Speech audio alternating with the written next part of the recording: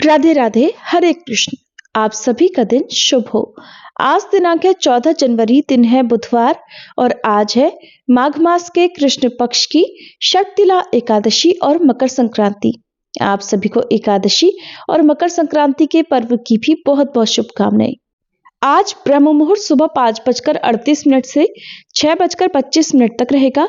सूर्योदय होगा सुबह 7:14 पर, सूर्यास्त होगा शाम 5:57 पर और आज एकादशी तिथि शाम 5:53 तक रहेगी। इसके बाद में द्वादशी तिथि प्रारंभ हो जाएगी।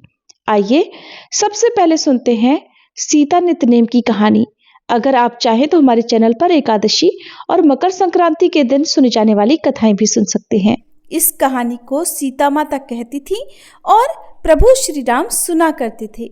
एक दिन श्री राम भगवान को किसी काम के लिए बाहर जाना पड़ा तो सीता माता कहने लगी कि भगवान, मेरा तो 12 वर्ष का नितनेम है, अब आप बाहर जाएंगे तो मैं अपनी कहानी किसे सुनाऊंगी। तब श्री राम ने कहा कि सीते, आप कुएं की पाल पर जाकर बैठ जाना और वहाँ पर जो भी औरतें पानी भरने आएंगी उन्हें अपनी कहानी सुना दिया करना।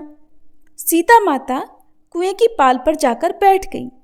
तभी एक स्त्री आई। उसने रेशम की जरी की साड़ी पहन रखी थी और सोने का घड़ा ले रखा था। सीता माता उसे देखकर कहने लगी, बहन, मेरा 12 वर्ष का नितनेम सुन लो।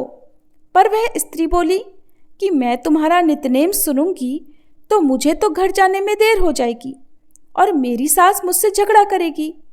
इसलिए उसने कहानी नहीं सुनी और अपने घर चली गई।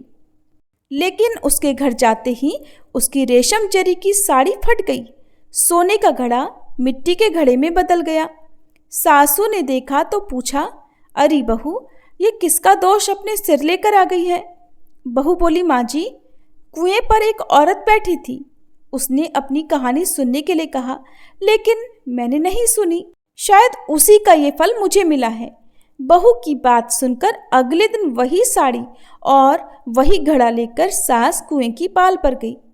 सास को वहीं पर सीता माता बैठी मिली तो माता सीता ने कहा, बहन, मेरी कहानी सुन लीजिए।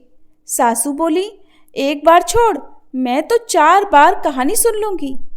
तब सीता माता बोली, राम आए लक्ष्मण आए, देश के पुजारी आए, नित नेम का नेम लाए, आओ राम बैठो राम, तपी रसोई जीमो राम, माखन मिश्री खाओ राम, दूध पताशा पियो राम, सूत के पलका मोठो राम, शाल दुशाला पोठो राम, शाल दुशाला ओढ़ो राम, जब बोलूं राम ही राम, राम सवारे सबके काम, खाली घर भंडार भरेंगे, सबका बेड़ा पार करेंगे, श्री राम जय जय राम।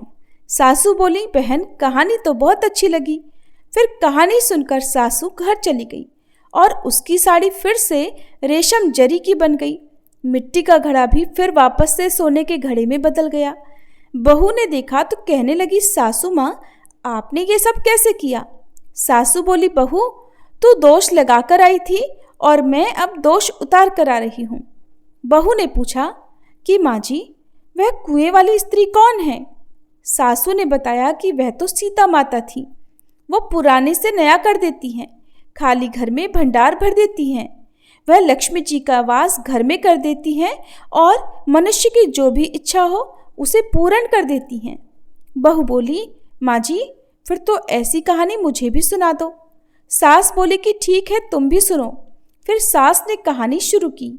राम आए लक्ष्मण आए, देश के पुजारी आए, नित नेम का नेम लाए, आओ राम बैठो राम, तपी रसोई जीमो राम, माखन मिश्री खाओ राम, दूध बताशा पियो राम, सूत के पलका मोठो राम, शाल दुशाला पोठो राम, शाल दुशाला ओढ़ो राम, जब बोलूं राम ही राम, राम सवारे सबके काम, खाली घर भंडार भरेंगे, सबका बेड़ा पार करेंगे, बोलो श्री राम जय जय राम। कहानी सुनकर बहू बोली, माँ जी, कहानी तो बहुत अच्छी है। सासू ने कहा, ठीक है, अब से हम इस कहानी को रोज किया करेंगे। अब सास बहू रोज सवेरे उठती, नहाती धोती और पूजा करने के बाद नित नेम की सीता माता की कहानी कहती। एक दिन की बात है, उनके यहाँ पड़ोस की एक औरत आई और बोली कि बहन जरा सी आँच तो देना। तो बहू बोली कि आँच तो अभी हमने जलाई ही नहीं। पड़ोसन बोली तो फिर तुम सुबह 4 बजे से उठकर क्या कर रही हो? तो उन्होंने कहा कि हम तो सुबह सुबह उठकर पूजा करते हैं, फिर सीता माता की नित्यनेम की कहानी कहते हैं। पड़ोसन ने उनकी बात सुनकर फिर कहा कि सीता माता की कहानी कहने से तुम्हें क्या मिला? तब वे दोनों बोली कि सीता माता की कहानी कहने से घर में भंडार भर जाते हैं, सारे काम पूर्ण हो जाते हैं, मन की इच्छा भी पूरी होती है। पड़ोसन ने कहा बहन अगर ऐसा है तब तो फिर मुझे भी कहानी सुना दो। तब बहू बोली कि ठीक है, तुम भी ये कहानी सुन लो। राम आए लक्ष्मण आए, देश के पुजारी आए, नित नेम का नेम लाए। आओ राम बैठो राम, तपी रसोई जीमो राम, माखन मिश्री खाओ राम, दूध बताशा पियो राम, सूत के पल का मोठो राम, शाल दुशाला पोठो राम, शाल दुशाला ओढ़ो राम। जब बोलू राम ही राम, राम सवारे सबके काम, खाली घर भंडार भरेंगे, सबका बेड़ा पार करेंगे, श्री राम जय जय राम। पड़ोसन ने इस कहानी को सुना तो कहने लगी बहन कहानी तो बहुत अच्छी लगी। अब वह पड़ोसन भी नित्यनेम सीता माता की कहानी कहने लगी।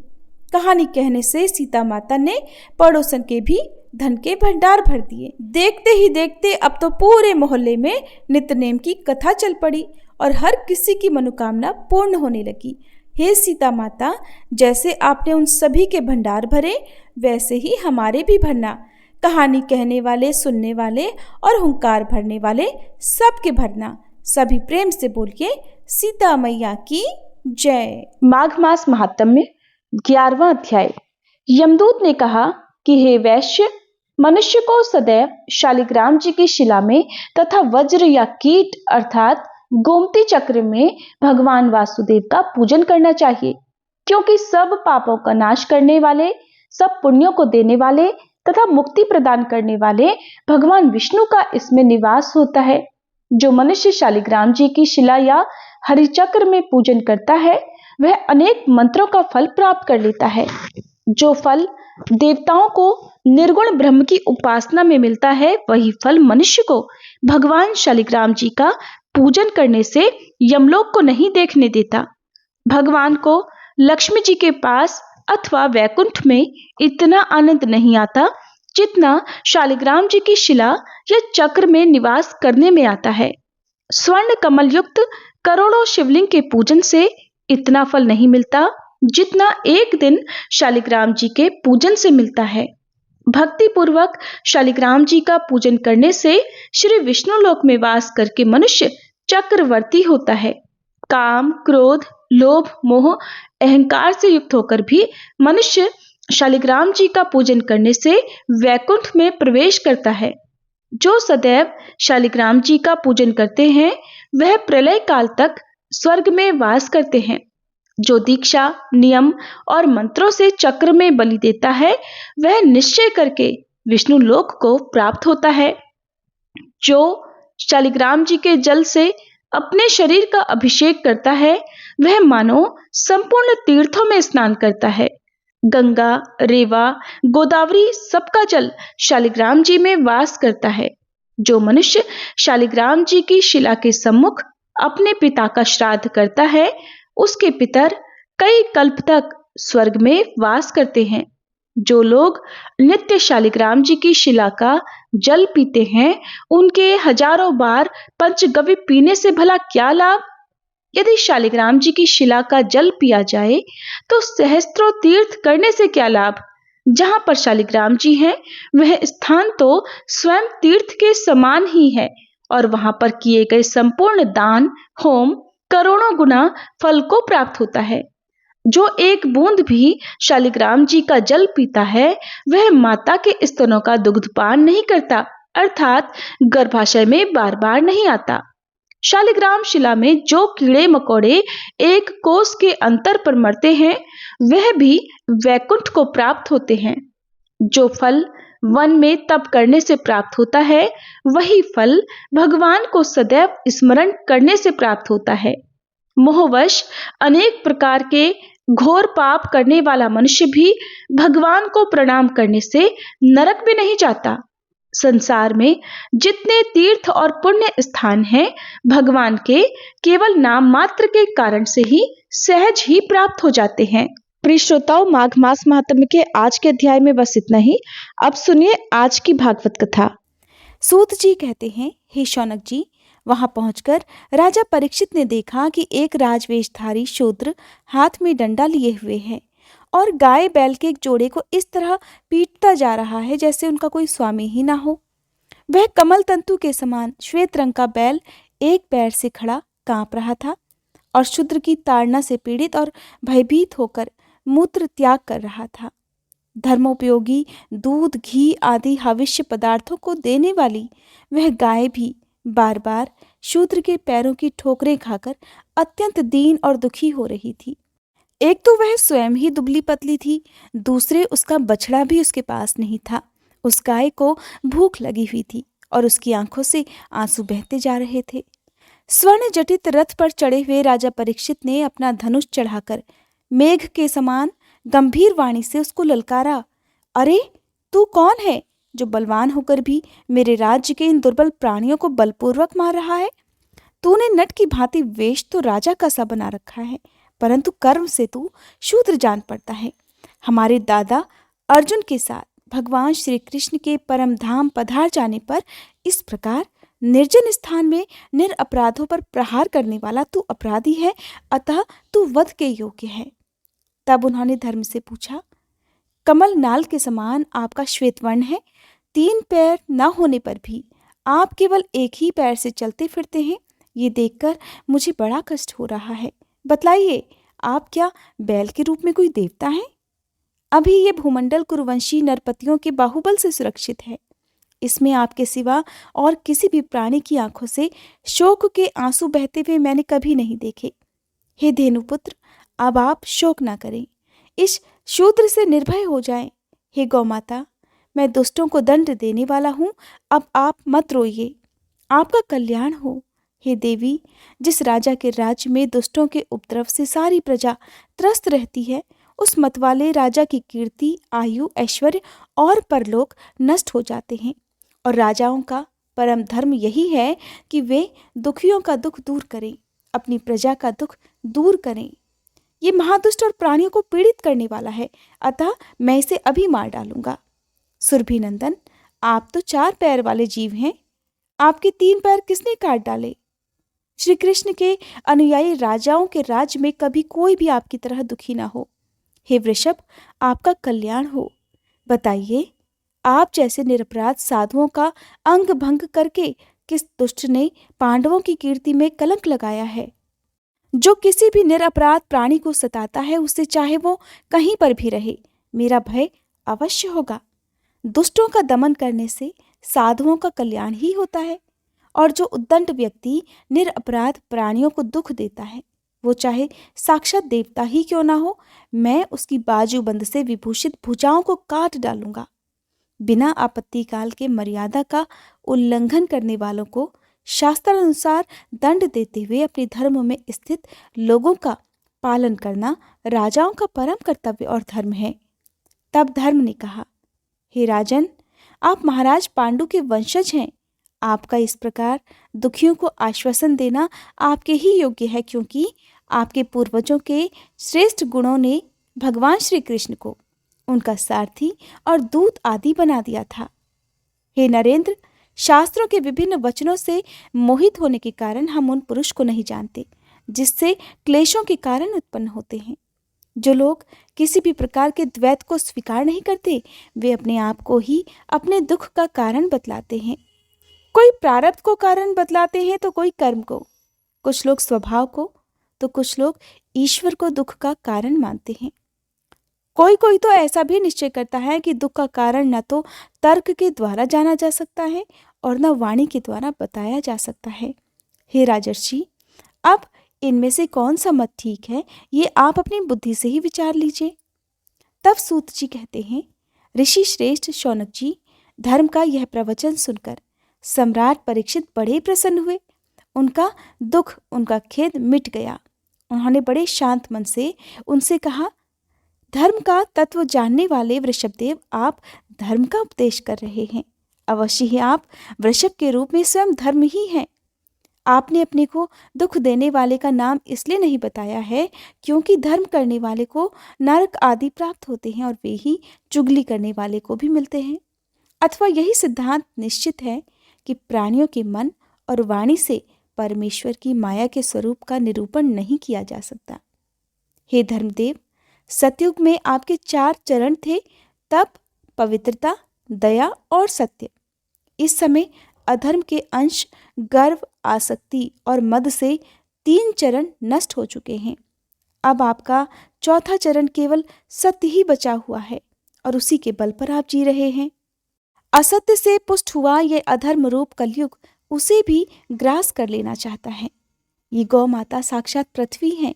भगवान ने इनका भारी बोझ उतार दिया था और ये उनके राशि राशि सौंदर्य बिखेरने वाले चरण चिन्हों से सर्वत्र उत्सवमयी हो गई थी। अब ये उनसे बिछड़ गई हैं। ये साध्वी अभागिनी के समान नेत्रों में जल भरकर ये चिंता कर रही हैं कि अब राजा का स्वांग बनाकर ब्राह्मण द्रोही शूद्र मुझे भोगेंगे। महाराज परीक्षित ने इस प्रकार धर्म और पृथ्वी को सांत्वना दी। फिर उन्होंने अधर्म के कारण रूप कलयुग को मारने के लिए अपनी तीक्ष्ण तलवार उठा ली। कलयुग समझ गया कि ये तो अब मुझे मार ही डालना चाहते हैं, अतः झटपट उसने अपने गजचिन्ह उतार डाले और भय विह्वल होकर उनके चरणों में अपना सिर रख दिया। राजा परीक्षित बड़े यशस्वी, दीन वत्सल और शरणागत रक्षक थे। कोई उनकी शरण में आए तो वो उसकी रक्षा अवश्य करते थे। उन्होंने जब कलयुग को अपने पैरों पर पड़े हुए देखा तो कृपा करके उसको मारा नहीं, अपितु मुस्कुराते हुए उससे कहने लगे, जब तू हाथ जोड़कर शरण में आ ही गया, तब अर्जुन के यशस्वी वंश में उत्पन्न हुए किसी भी वीर से हे कलयुग तुझे अब कोई भय नहीं है, परंतु तू अधर्म का सहायक है। तूने अधर्म को बढ़ावा दिया है, इसलिए तुझे मेरे राज्य में अब बिल्कुल नहीं रहना चाहिए। तेरे राजाओं के शरीर में रहने से ही लोभ, झूठ, चोरी, दुष्टता, स्वधर्म त्याग, दरिद्रता, कपट, कलह, दंभ और दूसरे पापों की बढ़ोतरी हो रही है। अतः अधर्म के साथ ही इस ब्रह्मवर्त में तू एक क्षण के लिए भी न ठहरना, क्योंकि ये धर्म और सत्य का निवास स्थान है। इस क्षेत्र में यज्ञ विधि के जानने वाले महात्मा यज्ञों के द्वारा यज्ञ पुरुष भगवान की आराधना करते रहते हैं। इस देश में भगवान श्री हरि यज्ञों के रूप में निवास करते हैं। यज्ञों के द्वारा उनकी पूजा की जाती है और वे यज्ञ करने वालों का कल्याण करते हैं।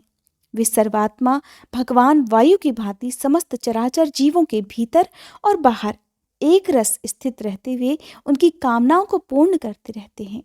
सूत जी कहते हैं, हे शौनक आदि ऋषियों, राजा परीक्षित की ऐसी आज्ञा सुनकर कलयुग सिहर उठा। यमराज के समान मारने के लिए उद्यत हाथ में तलवार लिए राजा परीक्षित से वह कहने लगा, हे सार्वभौम, आपकी आज्ञा से जहाँ कहीं भी मैं रहने का विचार करता हूँ वहीं देखता हूँ कि आप धनुष पर बाण चढ़ाए खड़े हैं। हे धार्मिक शिरोमणि, आप मुझे वो स्थान बतलाइए जहाँ मैं आपकी आज्ञा का पालन करता हुआ स्थिर होकर रह सकूं। तब सूत जी महाराज कहते हैं कि कलयुग की प्रार्थना स्वीकार करके राजा परीक्षित ने उसे 4 स्थान दिए: द्यूत, मद्यपान, स्त्री संग और हिंसा। इन स्थानों में क्रमशः असत्य, मद, आसक्ति और निर्दयता, ये 4 प्रकार के अधर्म निवास करते हैं। उसने और भी स्थान मांगे। तब समर्थ परीक्षित जी ने उसे रहने के लिए एक और स्थान सुवर्ण अर्थात धन दे दिया। इस प्रकार कलयुग के 5 स्थान हो गए। ये 5 स्थान हैं झूठ, मद, काम, वैर और रजोगुण। राजा परीक्षित के दिए हुए इन्हीं 5 स्थानों में अधर्म का मूल कारण कली उनकी आज्ञाओं का पालन करता हुआ निवास करने लगा। इसलिए आत्मकल्याणकामी पुरुष को इन 5 स्थानों का सेवन कभी नहीं करना चाहिए। धार्मिक राजा, प्रजा वर्ग के लौकिक नेता और धर्मोपदेष्टा गुरुओं को तो बड़ी सावधानी से इनका त्याग कर देना चाहिए। राजा परीक्षित ने इसके बाद वृषभ रूप धर्म के 3 चरण अर्थात तपस्या, शौच और दया जोड़ दिए और आश्वासन देकर पृथ्वी का संवर्धन किया। वे ही महाराज परीक्षित इस समय अपने राज सिंहासन पर, जिसे उनके पितामह महाराज युधिष्ठिर ने वन में जाते समय उन्हें सौंप दिया था, विराजमान है। वे परम यशस्वी, सौभाग्यभाजन, चक्रवर्ती सम्राट राजर्षि परीक्षित इस समय हस्तिनापुर में कौरव कुल की राज्यलक्ष्मी से शोभायमान हैं। अभिमन्यु नंदन राजा परीक्षित वास्तव में ऐसे ही प्रभावशाली हैं जिनके शासनकाल में आप लोग इस दीर्घकालीन यज्ञ के लिए दीक्षित हुए हैं। सूत जी महाराज कहते हैं, अद्भुत कर्मा भगवान श्री कृष्ण की कृपा से राजा परीक्षित अपनी माता की कोख में अश्वत्थामा के ब्रह्मास्त्र से जल जाने पर भी नहीं मरे। जिस समय ब्राह्मण के श्राप से उन्हें डसने के लिए तक्षक आया, उस समय वे प्राण नाश के महान भय से भी भयभीत नहीं हुए, क्योंकि उन्होंने अपना मन भगवान श्री के चरणों में अर्पित कर रखा था। उन्होंने सबकी आसक्ति छोड़ दी थी। गंगा नदी के तट पर जाकर श्री शुकदेव जी से उपदेश ग्रहण किया था और इस प्रकार भगवान के स्वरूप को जानकर अपने शरीर को त्याग दिया। जो लोग भगवान श्री कृष्ण की लीला कथा कहते रहते हैं, उस कथा अमृत का पान करते रहते हैं और इन दोनों ही साधनों द्वारा उनके चरण कमलों का स्मरण करते रहते हैं, उन्हें अंतकाल में भी मोह नहीं होता।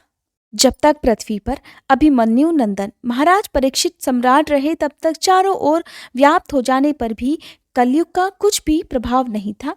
वैसे तो जिस दिन जिस क्षण श्री कृष्ण ने पृथ्वी का परित्याग किया, उसी समय पृथ्वी में अधर्म का मूल कारण कलयुग आ ही गया था।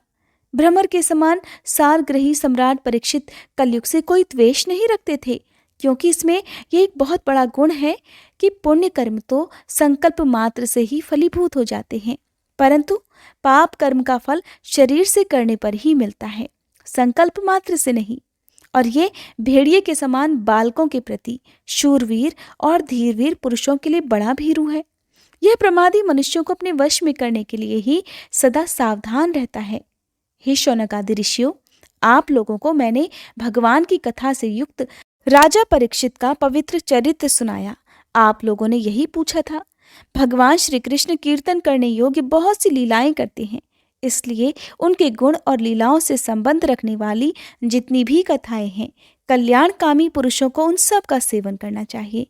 तब ऋषियों ने कहा, सौम्य स्वभाव सूत जी महाराज, आप युग युग जिए, क्योंकि मृत्यु के प्रवाह में पड़े हुए हम लोगों को आप भगवान श्री कृष्ण की अमृतमयी उज्जवल कीर्ति का श्रवण कराते रहते हैं। यज्ञ करते करते उसके धुएं से हम लोगों का शरीर धूमिल हो गया है, फिर भी इस कर्म का कोई विश्वास नहीं है। इधर आप तो वर्तमान में ही भगवान श्री कृष्ण चंद्र के चरण कमलों का मादक और मधुर मधु पिलाकर हमें तृप्त कर रहे हैं। हे महाराज, ऐसा कौन सा रस मर्मज्ञ होगा जो महापुरुषों के एकमात्र जीवन सर्वस्व श्री कृष्ण की लीलाएं कथाएं सुनने से तृप्त हो जाए। समस्त प्राकृत गुणों से अतीत भगवान के अचिंत्य अनंत कल्याणमय गुण गणों का पार तो ब्रह्मा शंकर आदि बड़े बड़े योगीश्वर भी नहीं पा सके। विद्वान, आप भगवान को ही अपने जीवन का ध्रुव तारा मानते हैं, इसलिए आप सत्पुरुषों के एकमात्र आश्रय भगवान के उदार और विशुद्ध चरित्रों का हम श्रद्धालु श्रोताओं के लिए विस्तार से वर्णन कीजिए। भगवान के परम प्रेमी महाबुद्धि परीक्षित ने श्री शुकदेव जी के उपदेश किए, जिस ज्ञान से मोक्ष स्वरूप भगवान के चरण कमलों को प्राप्त किया, अब आप कृपा करके उसी ज्ञान और परीक्षित के परम पवित्र उपाख्यान का वर्णन भी कीजिए, क्योंकि उसमें कोई बात छिपाकर नहीं कही गई होगी और भगवत प्रेम की अद्भुत योग निष्ठा का निरूपण ही किया गया होगा। उसमें पद पद पर भगवान श्री कृष्ण की लीलाओं का वर्णन हुआ होगा। भगवान के प्यारे भक्तों को वैसा प्रसंग सुनने में बड़ा आनंद मिलता है। तब सूत जी कहने लगे, अहो, विलोम जाति में उत्पन्न होने पर भी महात्माओं की सेवा करने के कारण आज हमारा जीवन सफल हो गया, क्योंकि महापुरुषों के साथ बातचीत करने मात्र से ही नीच कुल में उत्पन्न होने की मनोव्यथा शीघ्र ही मिट जाती है। फिर उन लोगों की तो बात ही क्या जो सत्पुरुषों के एकमात्र आश्रय भगवान का नाम लेते हैं। भगवान की शक्ति अनंत है और वे स्वयं अनंत हैं। वास्तव में उनके गुणों की अनंतता के कारण ही उन्हें अनंत कहा गया है। भगवान के गुणों की समता भी जब कोई नहीं कर सकता, तब उनसे बढ़कर तो कोई हो ही कैसे सकता है। उनके गुणों की ये विशेषता समझाने के लिए बस इतना कह देना ही पर्याप्त होगा कि लक्ष्मी जी अपने को प्राप्त करने की इच्छा से प्रार्थना करने वाले ब्रह्मादि देवताओं को छोड़कर भगवान के ना चाहने पर भी उनके चरण कमलों की रज का ही सेवन करती हैं। ब्रह्मा जी ने भगवान के चरणों का प्रक्षालन करने के लिए जो जल समर्पित किया था, वही उनके चरण नखों से निकलकर गंगा जी के रूप में प्रवाहित हुआ। ये जल महादेव जी सहित सारे जगत को पवित्र करता है। ऐसी अवस्था में त्रिभुवन में श्री कृष्ण के अतिरिक्त भगवान शब्द का दूसरा और क्या अर्थ हो सकता है? जिनके प्रेम को प्राप्त करके धीर पुरुष बिना किसी हिचक के देह गेह आदि दृढ़ आसक्ति को छोड़ देते हैं और उस अंतिम परमहंस आश्रम को स्वीकार कर लेते हैं जिसमें किसी को कष्ट न पहुंचाना और सब ओर से उपशांत हो जाना ही स्वधर्म होता है। सूर्य के समान प्रकाशमान हे महात्माओं, आप लोगों ने मुझसे जो कुछ पूछा है वह मैं अपनी समझ के अनुसार सुनाता हूँ। जैसे पक्षी अपनी शक्ति के अनुसार ही आकाश में उड़ते हैं, वैसे ही विद्वान लोग भी अपनी अपनी बुद्धि के अनुसार ही श्री कृष्ण की लीलाओं का वर्णन करते हैं। अब एक दिन राजा परीक्षित धनुष लेकर वन में शिकार खेलने गए हुए थे। हिरणों के पीछे दौड़ते दौड़ते वे थक गए। उन्हें बड़ी जोर से भूख प्यास लगी। जब उन्हें कोई जलाशय नहीं मिला तब वे पास के ही एक ऋषि के आश्रम में चले गए। अंदर जाकर राजा परीक्षित ने देखा कि वहां पर आंखें बंद करके शांत भाव से एक मुनि आसन पर बैठे हुए हैं। इंद्रिय, प्राण, मन और बुद्धि के निवृत्त हो जाने से वे संसार से ऊपर उठ गए थे। जागृत, स्वप्न, सुषुप्ति तीनों अवस्थाओं से रहित निर्विकार ब्रह्मरूप तुरीय पद में वे स्थित थे। उनका शरीर बिखरी हुई जटाओं और कृष्ण मृग चर्म से ढका हुआ था। राजा परीक्षित ने ऐसी ही अवस्था में उनसे जल मांगा, क्योंकि प्यास से उनका गला सूखा जा रहा था। जब राजा को वहां बैठने के लिए तिनके भर का भी आसन ना मिला तो किसी ने उन्हें भूमि पर बैठने के लिए भी ना कहा। अर्घ्य और आदर भरी मीठी बातें तो भला कहाँ से उन्हें मिलती। अब एक राजा होने के नाते ना तो किसी ने उन्हें पानी के लिए पूछा और ना ही उन्हें बैठने के लिए आसन दिया, जिसे अपना अपमान समझकर राजा परीक्षित को बड़ा क्रोध आया। हे शौनक आदि ऋषियों, अब राजा परीक्षित अपमान से और भूख प्यास से छटपटा रहे थे, इसलिए एकाएक उन्हें ब्राह्मण के प्रति ईर्ष्या और क्रोध हो आई। उनके जीवन में इस प्रकार ये पहला ही अवसर था।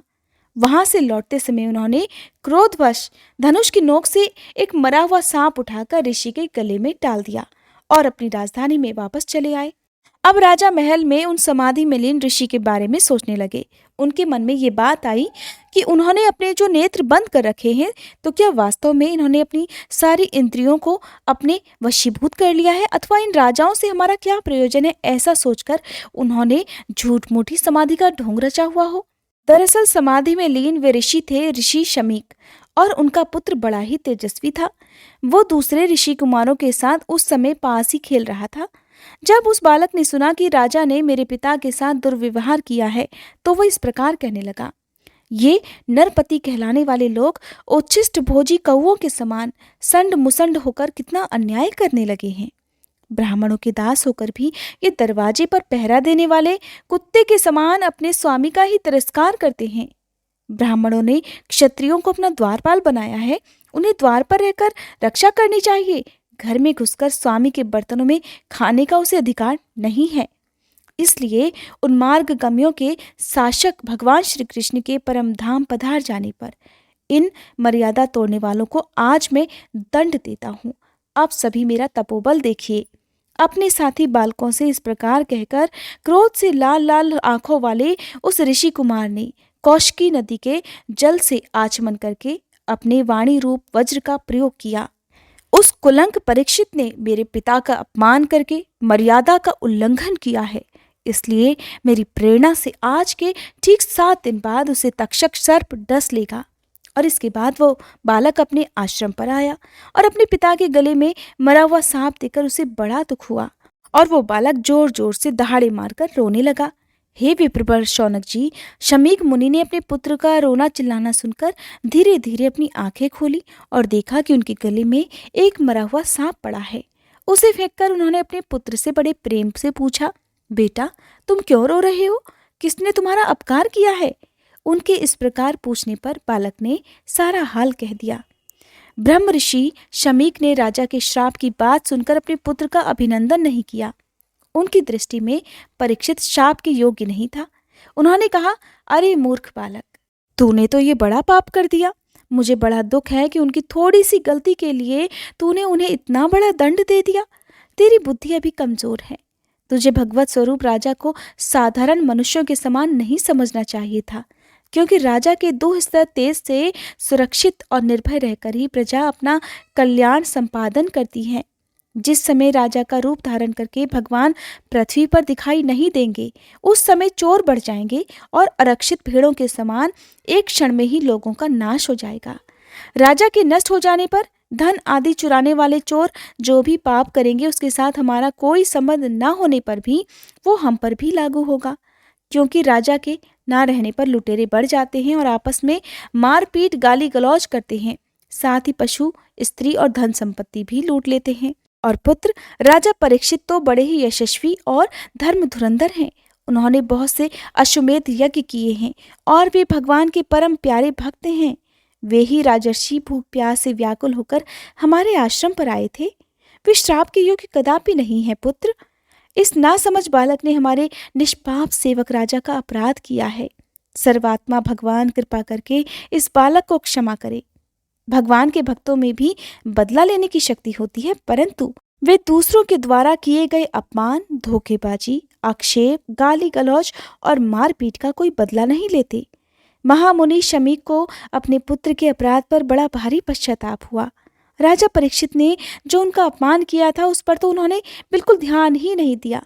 महात्माओं का तो स्वभाव ही ऐसा होता है कि जगत में जब दूसरे लोग उन्हें सुख दुख आदि द्वंद्वों में डाल देते हैं, तब भी प्रायः उन्हें ना तो हर्ष होता है और ना ही दुख होता है, क्योंकि आत्मा का स्वरूप तो गुणों से सर्वथा परे होता है।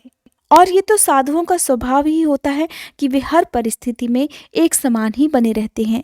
हरे कृष्ण। आज के अध्याय में बस इतना ही। इसके आगे की कथा आप सभी कल सुनिएगा। अब सुनिए लपसी और तपसी की कहानी। एक बार एक लपसी था, एक तपसी था। तपसी हमेशा भगवान की तपस्या में लीन रहता था। लपसी रोजाना 1.25 सेर की लापसी बनाकर भगवान को भोग लगाकर जीम लेता था। एक दिन वे दोनों आपस में झगड़ा करने लगे। तपसी बोला, मैं रोज भगवान की तपस्या करता हूँ, इसलिए मैं बड़ा हूँ। लपसी बोला, मैं रोज भगवान को 1.25 सेर लापसी का भोग लगाता हूँ, इसलिए मैं बड़ा हूँ। नारद जी वहां से गुजर रहे थे। दोनों को झगड़ा करता देख उनसे पूछा कि तुम दोनों झगड़ा क्यों कर रहे हो। तब लपसी ने खुद को बड़ा होने का कारण बताया और तपसी ने भी खुद को बड़ा होने का कारण नारद जी को बताया। सुनकर नारद जी बोले, तुम्हारा फैसला तो मैं कर दूंगा। दूसरे दिन लपसी और तपसी स्नान कर अपनी रोज की भक्ति करने आए तो नारद जी ने छुपकर 1.25 करोड़ की एक एक अंगूठी उन दोनों के आगे रख दी। तपसी की नजर जब अंगूठी पर पड़ी तो उसने चुपचाप अंगूठी उठाकर अपने नीचे दबा ली। उधर लपसी की नजर भी अंगूठी पर पड़ी, लेकिन उसने ध्यान नहीं दिया और भगवान को भोग लगाकर लापसी खाने लगा। नारद जी जब सामने आए तो दोनों ने पूछा, बताइए नारद जी, हम दोनों में से कौन बड़ा है।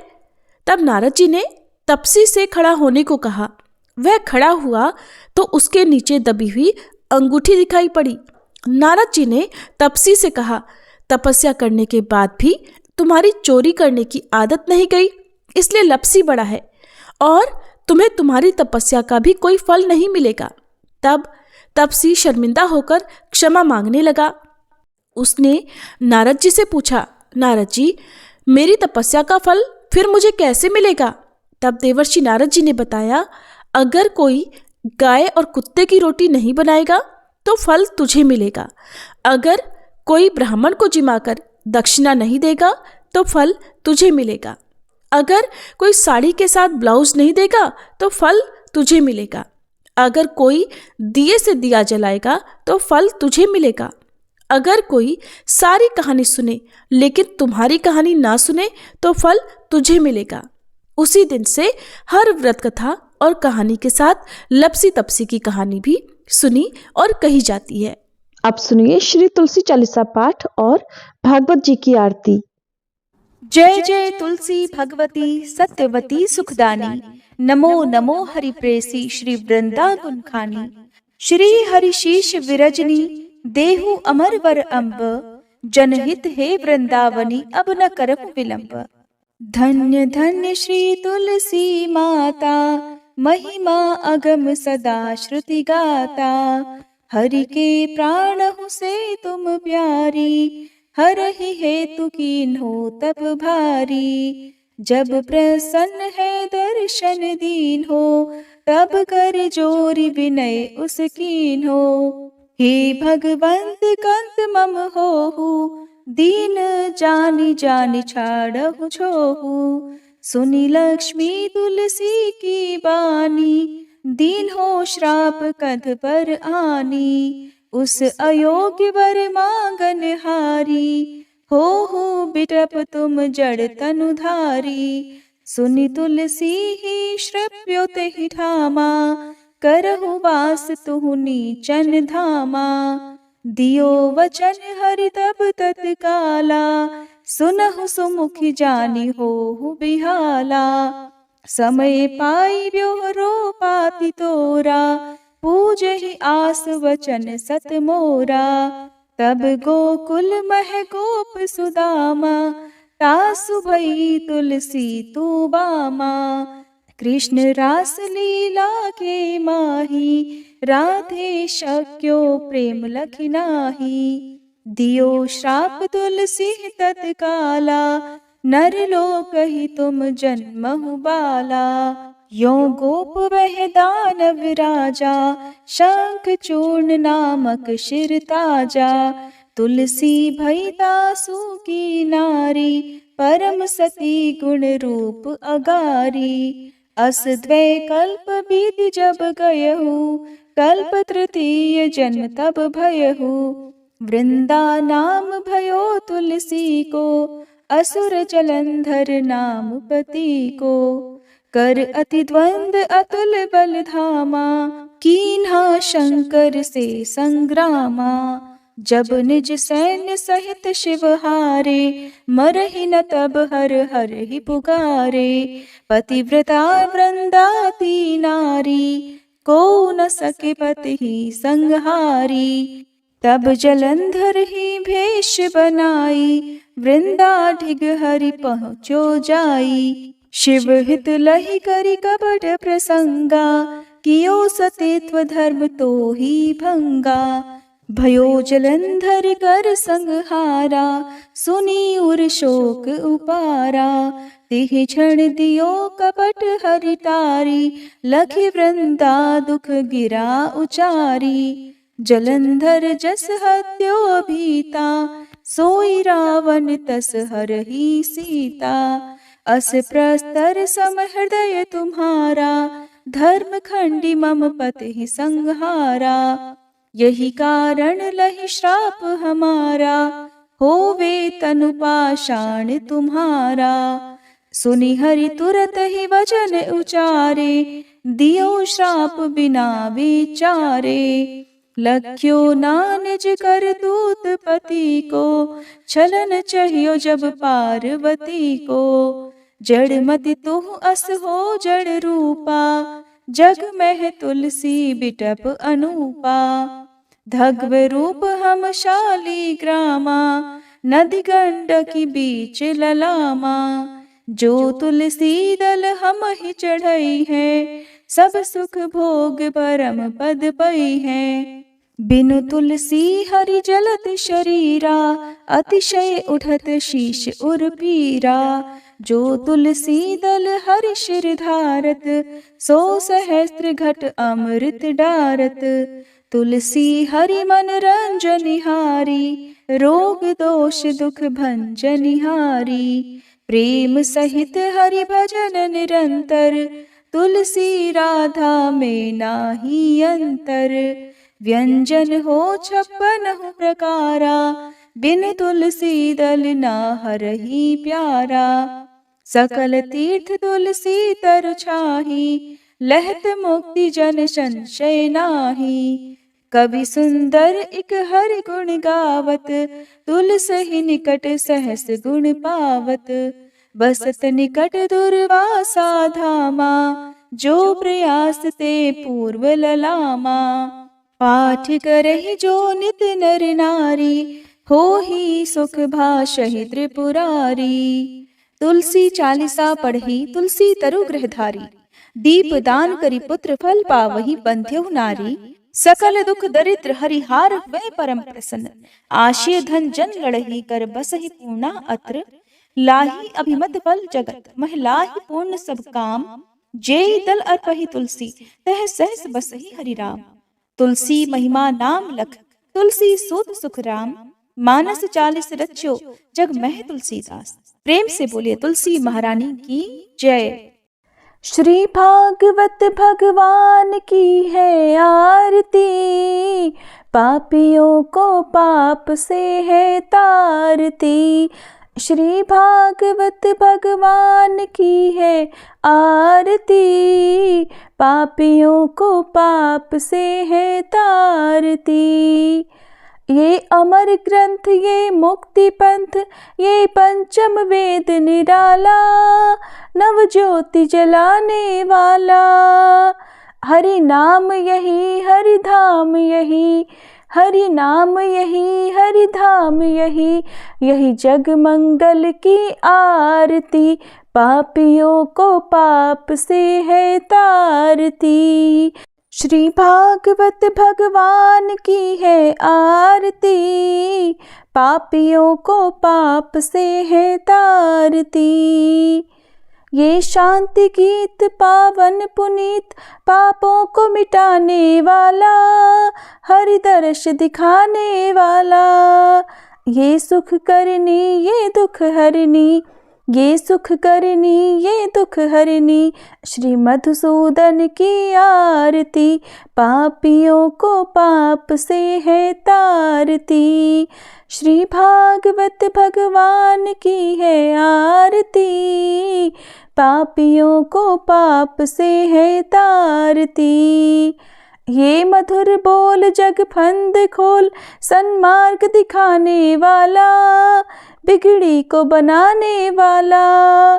श्री राम यही घनश्याम यही, श्री राम यही घनश्याम यही।